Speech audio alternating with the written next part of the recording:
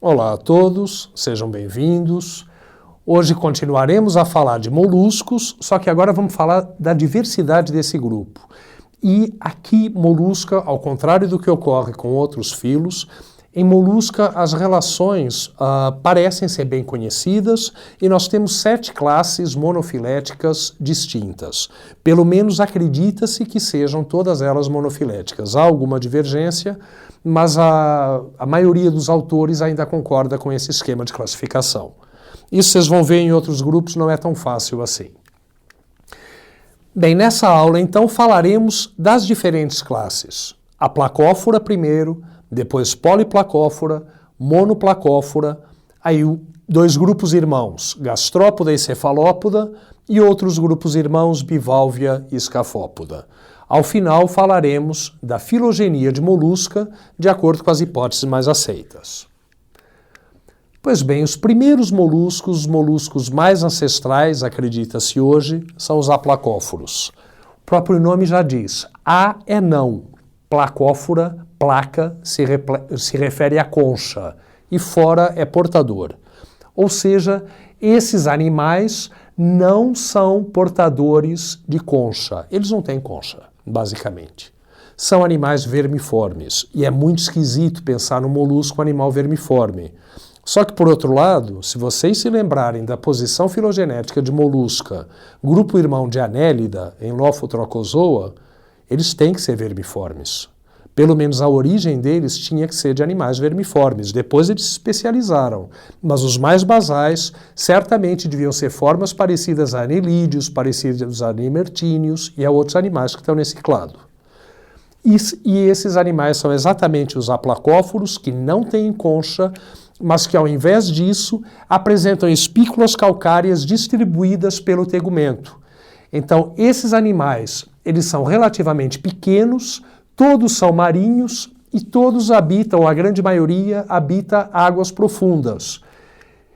Não há concha, mas o que vai haver é escamas ou espículas calcárias dispersas pelo tegumento. Cada uma dessas espículas ou escamas, ela vai ser produzida por uma célula, um grupo de células são as chamadas glândulas da concha, mas elas estão, repito, dispersas pelo tegumento, elas não formam uma única concha ou várias conchas, como no outro grupo que a gente vai ver. Então está tudo disperso. A cabeça é extremamente reduzida, não há olhos, não há tentáculos, nem estatocistos. Um dos grupos de aplacófora tem rádula, outro nem tem. Um tem cavidade do manto, o outro não tem. Então, há alguma variabilidade nesse grupo, mas vocês vejam como é esquisito pensar que um animal desse seja um molusco. Mas é um aplacóforo, é a base deles. Então, todos esses espinhos aí, entre aspas, são espículas calcárias dispersas pelo tegumento, produzidas, então, por essas células da concha individualizadas. O próximo grupo, ele vai para o outro extremo. Eles são os poliplacófora, ou seja, eles têm muitas conchas. Poliplacófora tem 8 placas da concha. A concha deles é formada por 8 placas. 7 nos juvenis, 8 em todas as formas adultas.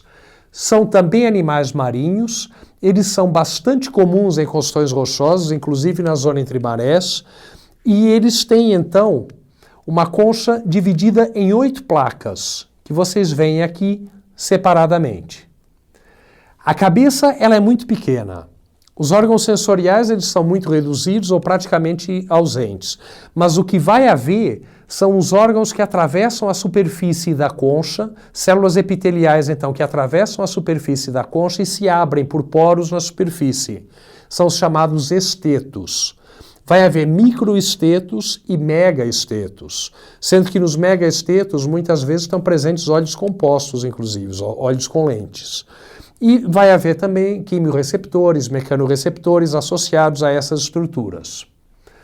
E além disso vai haver também os frádios no início da câmara inalante, onde a água está entrando para passar pelas brânquias. Vejam que a cavidade do manto ela está em todas as laterais do corpo. Logo depois da cabeça, ela está em ambas as laterais e vai até a parte posterior. E aqui estão distribuídos múltiplos pares de brânquias. Então a concha apresenta essas 8 placas imbricadas. E por vezes essas placas elas podem ser recobertas por uma dobra do manto que ou ela cobre só a lateral da placa ou pode cobrir a placa inteira. Essa borda do manto é chamada de cinturão. A cavidade do manto, então, ela fica em ambas as laterais e na parte posterior e vai haver múltiplos pares de ctenídeos, múltiplos pares de brânquias. Vejam, aí nós temos um outro grupo bastante interessante. Os monoplacóforos, eles eram considerados extintos, conhecidos apenas no registro fóssil, até cerca de 1952. Quando, de repente, para grande surpresa de todo mundo, foi feita uma coleta em regiões de água profunda na Costa Rica e obtiveram-se cerca de 10 espécimes vivos de um táxon de monoplacófora. A partir daí, novas pesquisas foram feitas, outras regiões foram amostradas e já se descobriram outras espécies. Mas o fato é que esse grupo, que era tão bem conhecido no registro fóssil e que era o elo de ligação dos moluscos mais basais para os mais derivados, o gastrópoda, cefalópoda, bivalvia, o fato é que esses animais foram encontrados vivos. Então isso é um elo de ligação e foi uma aula de biologia e de zoologia para todo mundo que já teve a oportunidade de ver esses animais. Então eles eram considerados extintos até cerca de 60 anos atrás, até 1952, quando se obtiveram alguns vivos.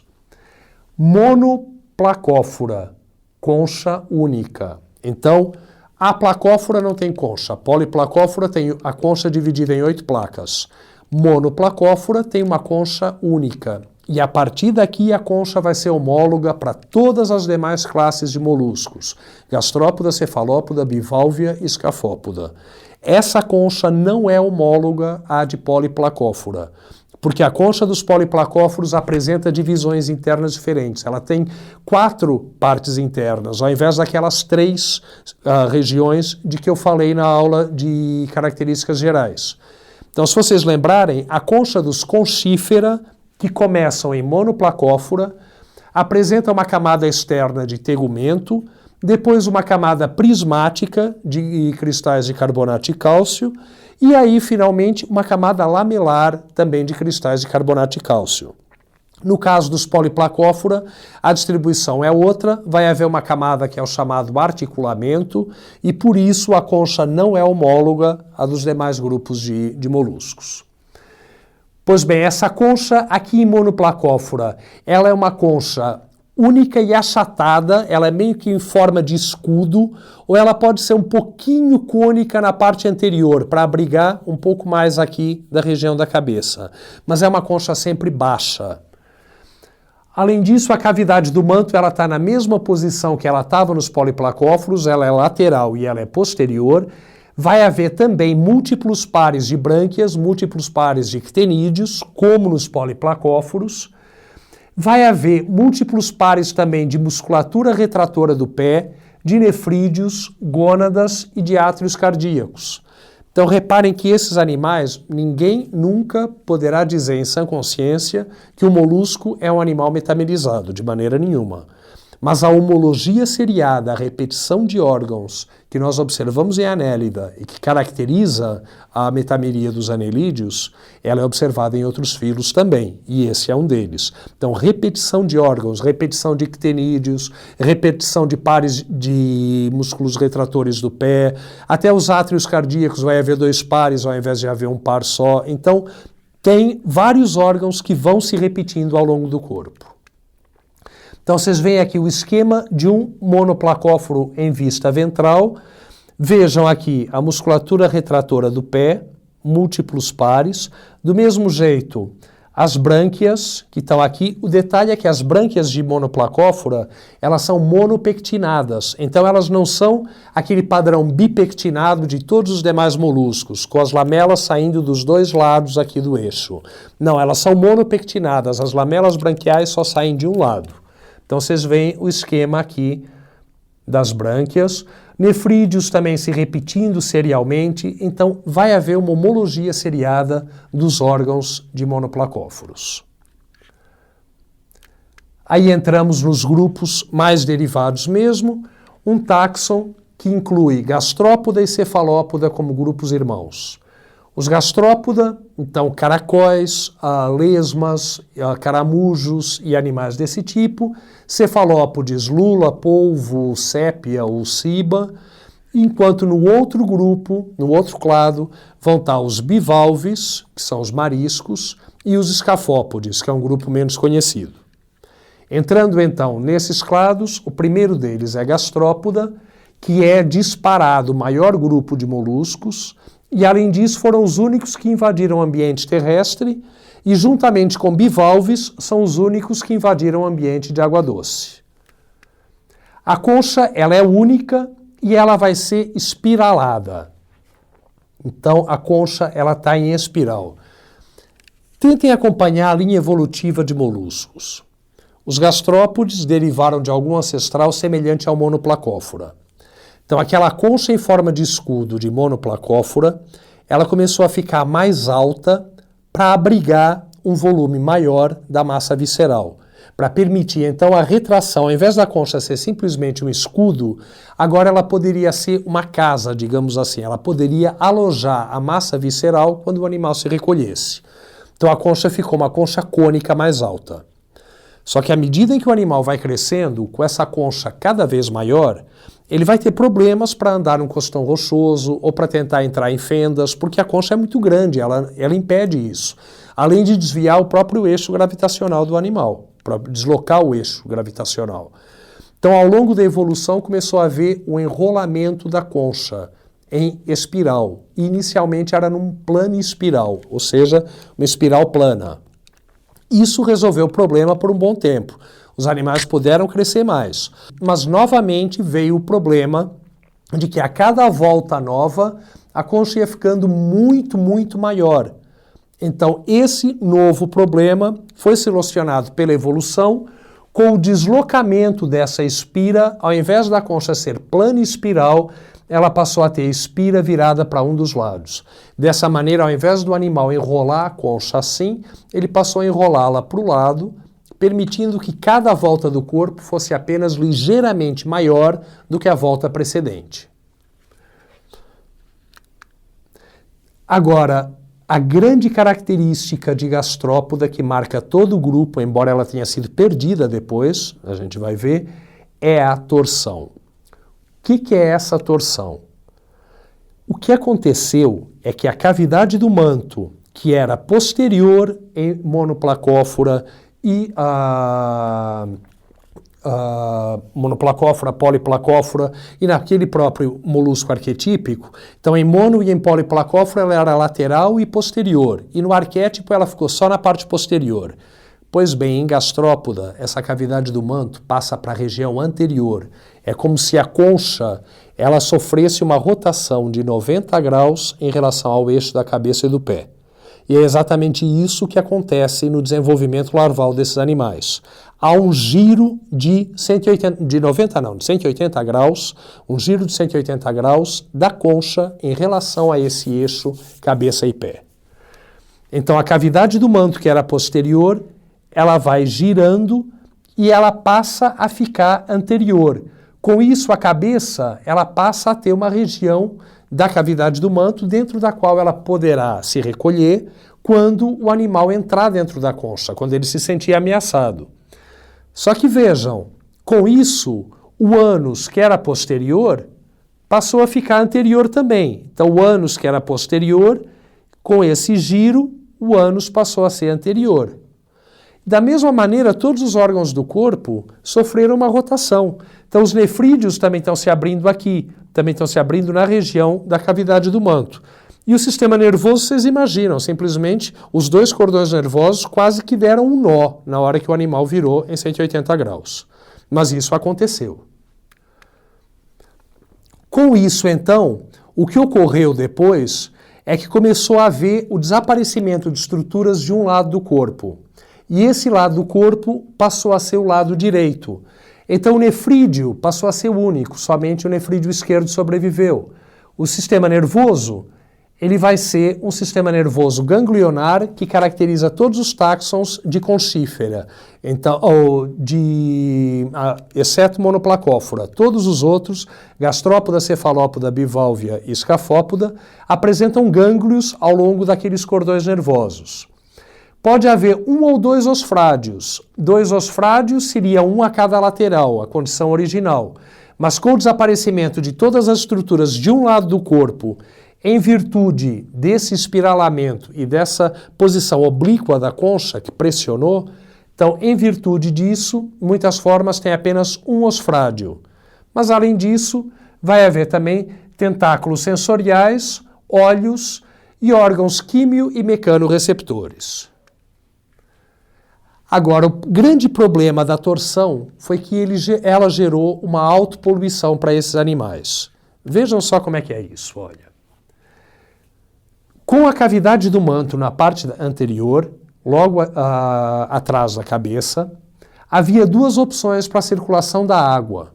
Ou a água entrava por ambas as laterais, passava pelas brânquias e saía pela cabeça, ou ela entrava pela cabeça e passava pelas brânquias e saía lateralmente.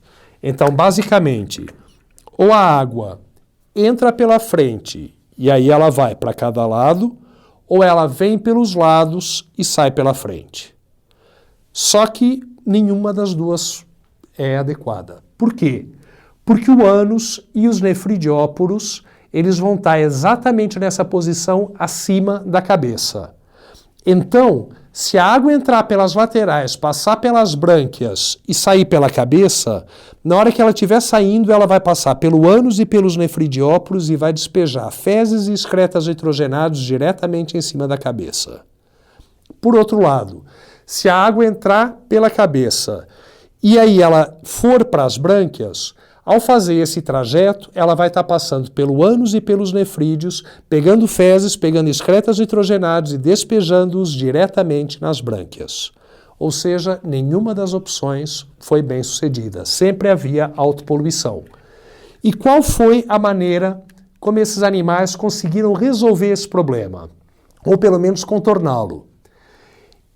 Alguns, os chamados arqueogastrópodes, eles desenvolveram estruturas que incluíam uma nova abertura na concha na parte superior. Então, ao invés da água sair por cima da cabeça, a água passou a sair para cima, no novo orifício que se abriu na concha. Enquanto outros simplesmente passaram a ter um fluxo de água apenas de um dos lados, a partir do lado esquerdo, geralmente. A água entrava pelo lado esquerdo, passava pela brânquia e ela saía pelo lado direito, ao invés de sair pela cabeça. E aí sim a água levaria fezes e excretas nitrogenados para longe do animal, mas sem despejar na cabeça. Então, essa é a condição dos arqueogastrópodes. Vejam, isso daqui é um chamado chapéu chinês, é um animal bem comum. Bem, há muitas formas de chapéu chinês em costão rochoso, todos os que têm essa concha cônica, mas reparem no orifício no topo. Isso não significa que a concha está quebrada, não. Ela era assim mesmo, exatamente para a saída de água por cima, de maneira que as fezes e os excretas nitrogenados não fossem parar por sobre a cabeça. Outro é o abalone. E eu tenho certeza que vocês já ouviram falar de abalone pela joalheria, porque é um animal bastante importante assim para a joalheria. A superfície interna dele, na carada, é utilizada para brincos, botões e uma série de estruturas. Bem, o abalone também resolveu esse problema com orifícios na parte superior. Então esse animal, a concha dele é espiralada, mas ela é plana, é uma concha quase que em forma de escudo, mas numa espiral curta. E aí vai haver orifícios aqui por onde a água sai.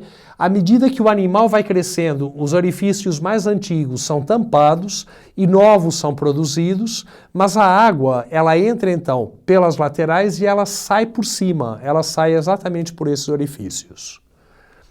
Outras formas desenvolveram então essa linha, essa chanfradura na concha, exatamente para o fluxo de água.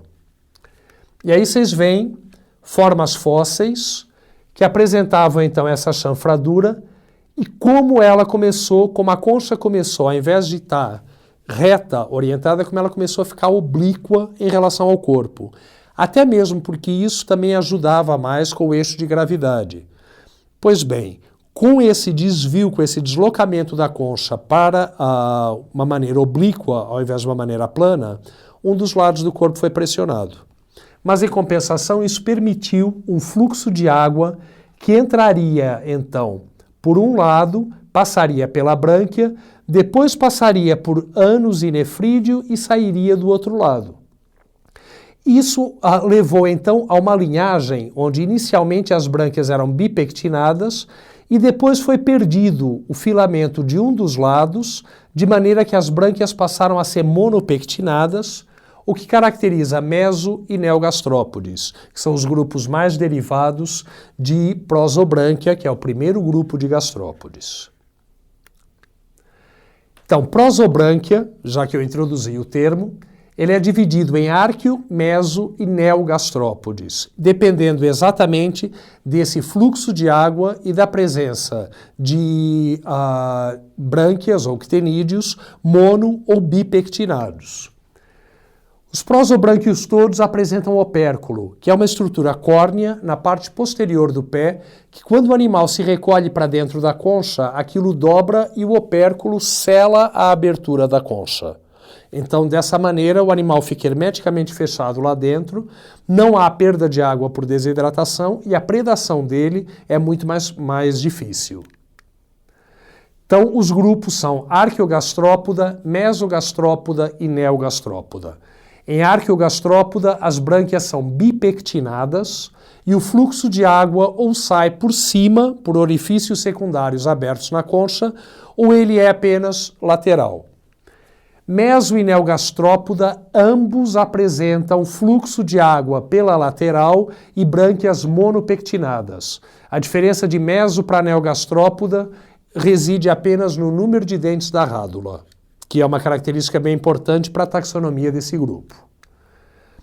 Segundo grupo de gastrópodes, os opistobrânquia. E vejam, prosobrânquia, eles são os mais basais. Acredita-se que opistobrânquios e pulmonados, que são o terceiro grupo, tenham derivado deles e, portanto, tudo aqui é parafilético. Nenhum desses grupos internos de gastrópoda é considerado um grupo válido, porque todos vão saindo uns dentro dos outros e vocês já sabem que para que um grupo seja válido, ele tem que ter um único ancestral comum e ele tem que englobar todos os descendentes desse ancestral.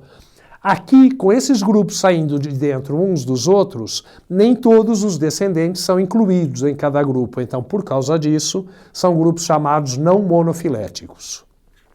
Primeiro é o dos opistobrânquios. Opisto é posterior, então eles têm as brânquias posteriores. Tanto opistobrânquia quanto pulmonata tiveram a reversão da torção. Então a torção ocorreu nos moluscos, mas depois ela foi revertida. Então a reversão é parcial a total da torção. Ocorrem também a redução à perda da concha e da cavidade do manto, a formação de brânquias secundárias na região posterior, daí o nome opistobrânquia, e vai haver um par de tentáculos adicionais, que são os rinóforos, e vai haver também tentáculos ao longo do corpo, onde esses animais armazenam cnidócitos. Eles comem cnidários e de alguma maneira conseguem que os cnidócitos não sejam disparados e eles os utilizam para a própria defesa deles. Então aqui só alguns exemplos de opistobrânquios. Aqui é a Plísia. Esse animal ainda apresenta concha, mas é uma concha muito reduzida. A Plísia é o lebre do mar e ela tem esse pé desenvolvido formando essas abas que esse animal usa para nadar mesmo. A Plísia é um animal bastante comum aqui no litoral de São Paulo. E aqui duas espécies de lesmas marinhas. As lesmas marinhas são os chamados nudibrânquios, que são opistobrânquios. Então as brânquias elas são posteriores. Vai haver esse par adicional de tentáculos que são os rinóforos. E vejam que algumas formas têm muitos tentáculos ao longo do corpo, são cerata, onde vão estar localizados os cnidócitos que eles adquiriram pela alimentação. São as chamadas cleptocnidas. Clepto de roubar mesmo. Então, cleptocnidas, porque são cnidas, são cnidócitos que foram roubados de cnidários. O outro grupo, o grupo dos pulmonados, adaptou-se para o ambiente terrestre, então teve a cavidade do manto transformada num pulmão e esses animais excretam ácido úrico. Também houve reversão total a parcial, ou parcial a total da torção, 90 graus ou 180 graus mesmo de reversão. A cavidade do manto foi transformada num pulmão. E vocês veem aqui alguns exemplos. As lesmas, por exemplo, são desse grupo, as lesmas verdadeiras, lesmas terrestres. Vejam aqui vai haver um orifício por onde o ar entra para a cavidade do manto, transformado em pulmão. E vocês têm aqui um dos exemplos. Muitos perderam a concha, as formas das lesmas, por exemplo. Outros têm a concha bem reduzida, mas alguns ainda têm a concha bem desenvolvida. E esse é o caso de um plano orbídeo, Bionfalaria, que é o vetor da esquistossomose. É exatamente um gastrópode desse grupo.